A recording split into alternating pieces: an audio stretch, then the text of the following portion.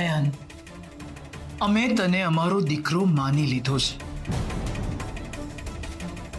પરી બહુ જિદ્દી છે, એ નહીં માને અને એકલા હાથે બધું મેનેજ પણ નહીં કરી શકે. એટલે હું ઈચ્છું છું કે તારે જવું જોઈએ. એની જોડે નહીં તો એની પાછળ પાછળ.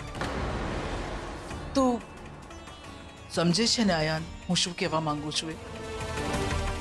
હા મોટી બા, તમે ચિંતા નહીં કરો, હું સમજુ છું. હું ત્યાં જઈશ પણ અને પરીને ખબર પણ નહીં પડે.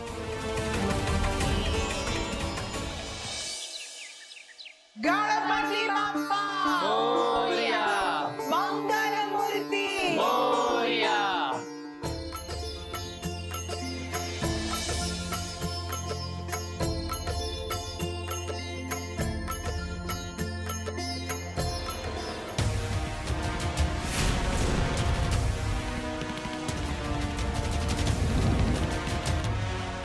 આજે ગમે તે થાય પણ અંશુએ આંટીનો પીછો કરીશ. એ ક્યાંય પણ જશે કે અહીંયાથી નીકળશે એટલે હું એમની પાછળ પાછળ જઈશ. આજે મારી નજરથી નહીં બચી શકે. કરી લે, અત્યારે જે નાટક કરવું હોય અંશુયા કરી લે. આજે મારે પણ મારું કામ પૂરું કરવાનું છે. એને પૂરું કરીશ ત્યારે જ મારા જીવનમાં શાંતિ આવશે. ગણપતિ બાપ્પા મોરયા, મંગલ મૂર્તિ મોરયા.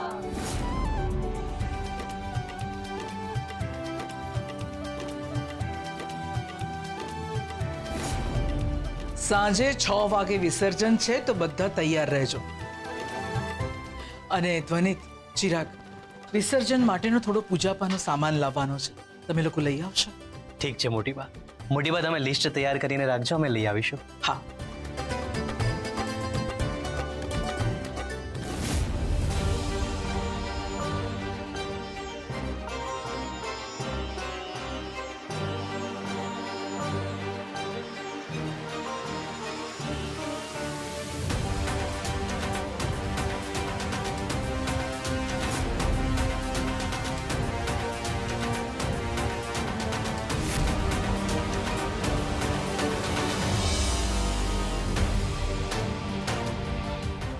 તો તે શું વિચાર્યું છે રૂપ? આજે જ્યારે બધા વિસર્જનમાં વ્યસ્ત થશે ત્યારે આપણે બધાથી નજર ચોરીને આ ઘર હંમેશા માટે છોડીને જતા રહીશું.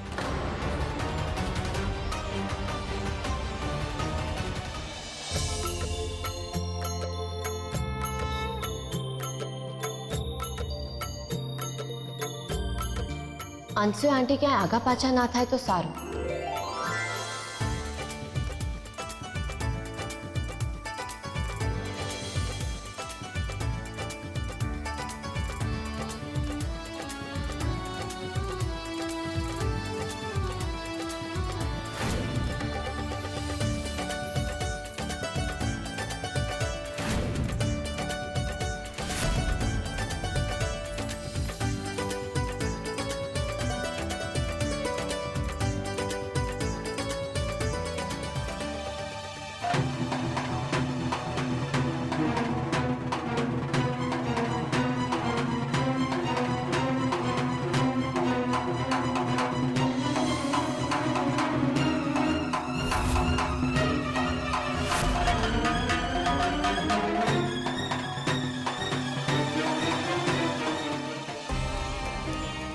મારો ભ્રમ હતો કે અંશુએ આંટી ક્યાંય નહીં જાય, પણ હવે જે છે સત્ય સામે આવશે જ.